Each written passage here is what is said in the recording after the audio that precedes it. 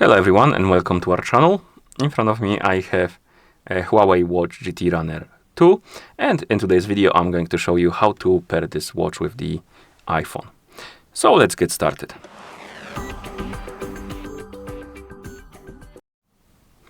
First thing you will need to do is to turn on your watch, and you can turn it on by pressing and holding the crown button until you see the HUAWEI logo on the screen. And after you see the logo, you can release the button and wait until the watch turns on. And after the watch turns on, you will need to download and install the HUAWEI Health application on your iPhone. So make sure you have the internet connection and Bluetooth enabled. Once you do, open the App Store on the iPhone, tap on the search button, tap on search bar, and type in HUAWEI Health.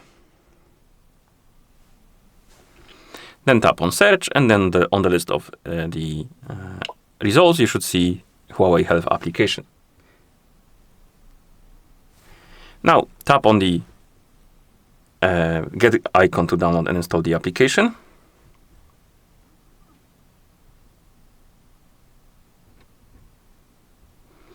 And it looks like it's gonna take a while for the application to download. So let's, I'm gonna come back to you once it's done.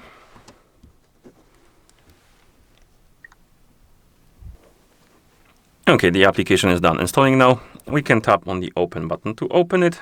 And if the application opens, you will see the service region. Basically, we need to select the service region.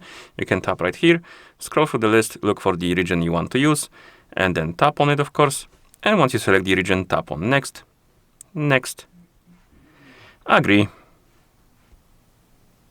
allow Order ID permission for the notifications.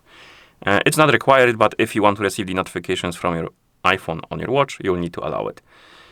And then we have the health page of the app, and we can tap on devices icon right here, tap on add device.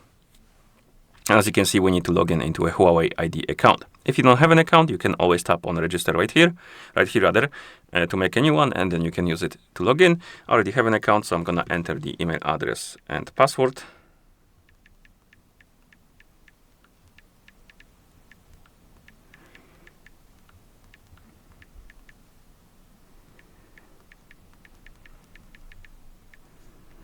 Okay, and after you log in, the app will basically restart. You need to tap agree and stuff like that. And once you're done, you should see the health page again.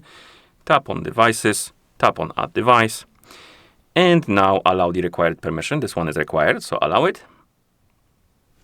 If nothing happens, tap on add device again.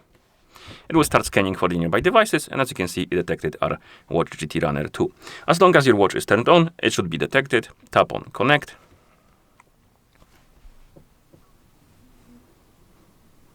On the watch, tap on the checkmark to confirm. Tap on pair on your iPhone. Allow Order ID permission for the notifications. And then let's wait. It should be done in a few seconds.